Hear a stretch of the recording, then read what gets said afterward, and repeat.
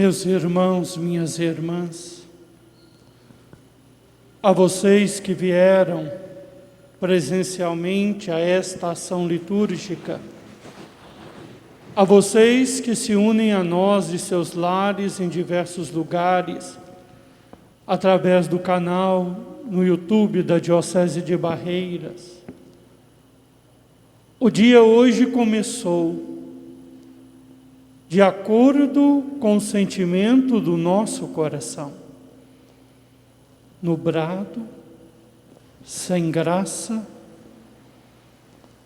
A chuva começou mansamente sobre Barreiras, depois caiu de uma forma mais constante e agora ainda continua chuviscando um pouco, como se a própria natureza chorasse o dia de hoje. A igreja se despe daquilo que nela é belo e aparenta alegria, dos tecidos brancos, das flores, para significar aquilo que nós experimentamos com a morte de Jesus. Um vazio, um vácuo no nosso coração. E nós vimos para este momento de oração e de reflexão, na busca de compreendermos o significado deste fato tão doloroso que enche o nosso coração de tristeza e muitas vezes faz os nossos olhos chorarem e choverem lágrimas, que é a morte, que é a ausência de alguém que nos é querido. Nesta Sexta-feira Santa, quando nós como igreja choramos a morte de Jesus, quantas famílias choram? O vazio deixado por aqueles que morreram nesta pandemia, neste dia. Mas ao mesmo tempo que para nós a chuva nos lembra estas lágrimas do céu, nós somos recordados que é justamente a chuva que torna nubrados nossos dias ou nos impedem dos divertimentos, que faz com que a terra seja capaz de produzir os seus frutos, que faz com que as sementes escondidas possam desabrochar, crescer e florescer. Assim a morte de Cristo, ao mesmo tempo que enche o nosso coração de tristeza, não pela morte dele, mas por ter sido uma morte causada por nós mesmos. Cristo não morreu em consequência de um descuido dele. Cristo não morreu em consequência de um erro que ele cometeu, como muitos morrem todos os dias. Cristo morreu inocente, sem ter tido culpa alguma dos males que se abatem sobre a terra. Males estes, e mesmo muitas enfermidades e dores, são consequências dos pecados e das escolhas erradas que os homens e mulheres fazem, manchando a terra, sangrando a terra, como consequência do seu egoísmo, do seu individualismo, da sua arrogância e da sua prepotência. Cristo não morreu por isto. Cristo morreu pelos pecados que nós cometemos. A sua morte cai sobre a terra como uma chuva, que ao mesmo tempo que lava a terra do pecado, dá à terra a nutrição necessária para que ela possa voltar a produzir frutos de santidade, frutos de salvação, frutos de uma vida nova. Porque a terra que é regada com o sangue de Cristo não é outra senão o nosso próprio coração. As leituras de hoje nos apresentam o Senhor no significado do seu padecimento e da sua entrega. No Evangelho, uma palavra-chave para entendermos a paixão do Senhor é aquilo que Ele diz: a minha vida ninguém tira, eu a dou livremente, eu a ofereço. E Ele oferece a sua vida devido à convicção de que o seu sacrifício é um ato de amor tão perfeito ao Pai, que é capaz de desfazer aquilo que o ato de desamor e de desobediência de Adão fizera. Que a sua entrega é capaz de reabrir um caminho que o egoísmo humano havia fechado. Um caminho de acesso ao coração de Deus, do qual brotam todas as graças e bênçãos que nós necessitamos. Por isso, a primeira leitura que trata do servo sofredor, que é identificado com Cristo, ela narra o sofrimento dele, mas ela já começa dizendo que ele será vitorioso, que ele realizará a sua missão. E através da sua morte e doação, Jesus cumpre aquilo que era o desejo do Pai. Que cada um de nós, em todos os tempos, épocas e lugares, pudéssemos ter novamente a possibilidade de entrarmos na felicidade eterna, que fôssemos libertos. Por isso a carta aos Hebreus apresenta Jesus como o sumo sacerdote.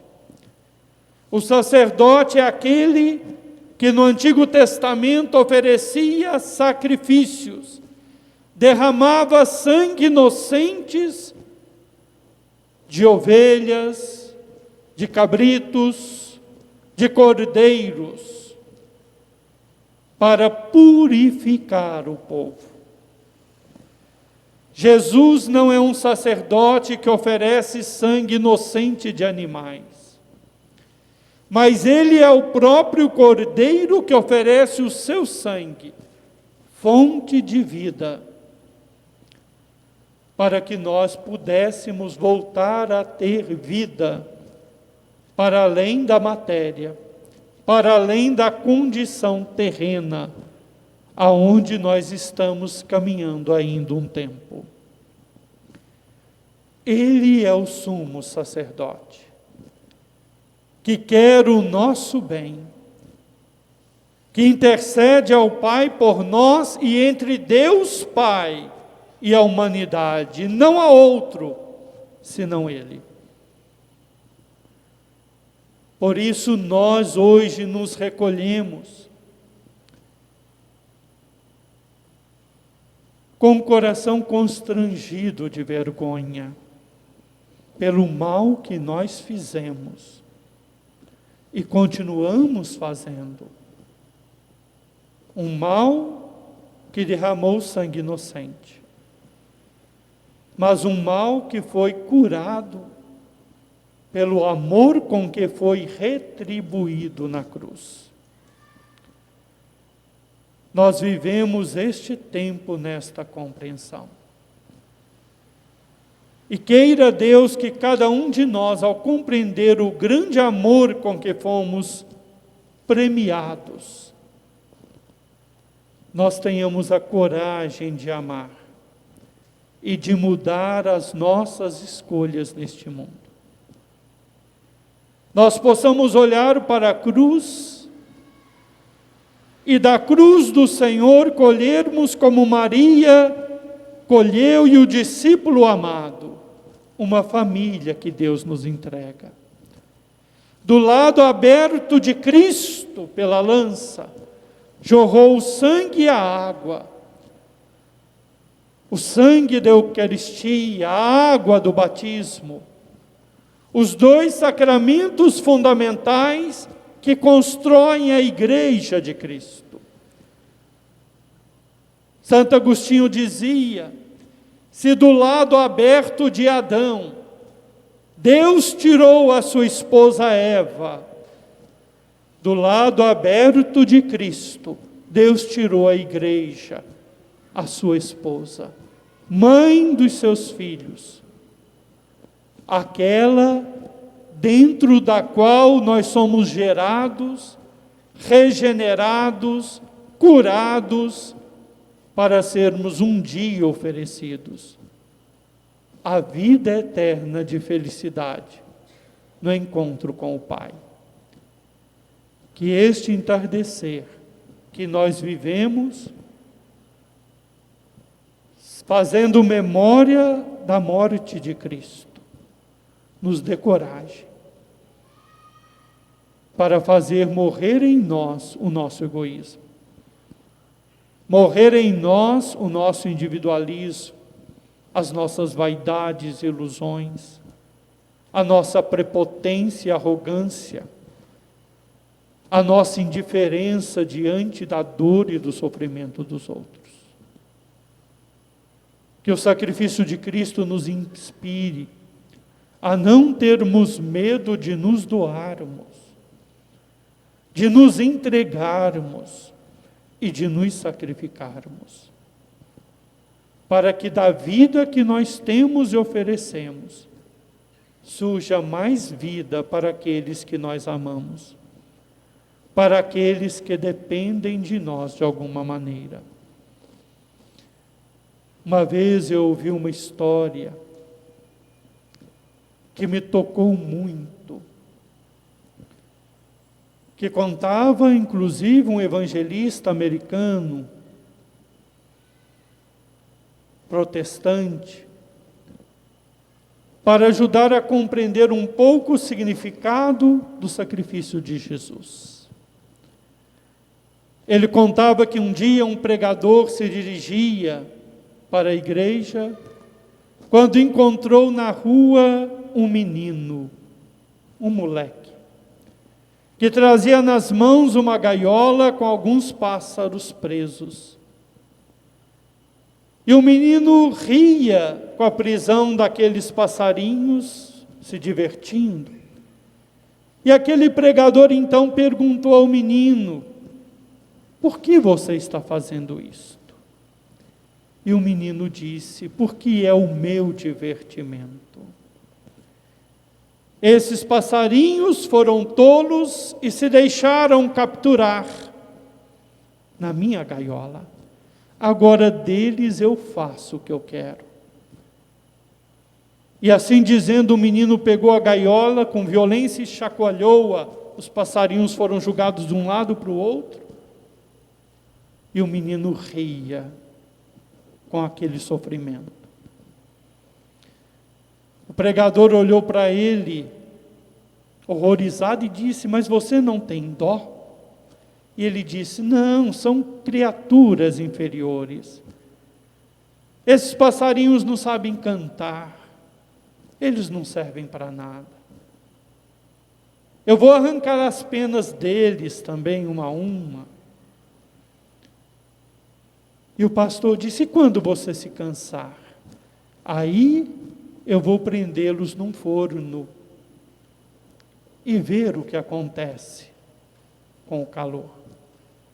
O homem ficou horrorizado e disse para o menino: por que você não solta os passarinhos? E ele disse: para quê? Para eles irem estragar a horta dos outros? Não servem para nada. E o pregador disse: eu te compro os passarinhos. Você me vende os seus pássaros. A ganância subiu nos olhos do menino, e quando aquele pregador tirou ali uma nota de alguns dólares, o menino automaticamente entregou a gaiola. Ele então pegou a gaiola, o pregador, e abriu soltando os pássaros. Quando ele chegou à sua igreja e viu a assembleia atenta como vocês estão, ele foi tocado de contar essa história. E contou a mesma história que vocês ouviram na primeira pessoa. E finalizou dizendo: um dia, nosso divino Salvador, andando pelo mundo, se encontrou com o diabo. E o diabo ria e se divertia. E Jesus perguntou: o que o divertia tanto? E ele disse para Jesus: a humanidade tola que eu enganei e caiu nos meus laços. Eu me divirto provocando desconfiança, infidelidade, inimizade entre os casais. Eles brigam e se machucam. Eu me divirto seduzindo os jovens, colocando-os no caminho dos vícios, da embriaguez, dos tóxicos, de uma vida sexual desenfreada, e eles se machucam e choram depois. E eu rio. Eu me divirto corrompendo pessoas que tinham tantas condições materiais de ajudar os outros, mas eu as convenço a se fecharem nelas mesmas, e já tendo muito, tirar o pouco de outros. E isso cria nelas uma solidão, e eu rio. Jesus ficou horrorizado com aquilo e disse: e quando você se cansar? E o diabo disse: aí eu tenho um forno para vê-los se destruírem até o pó.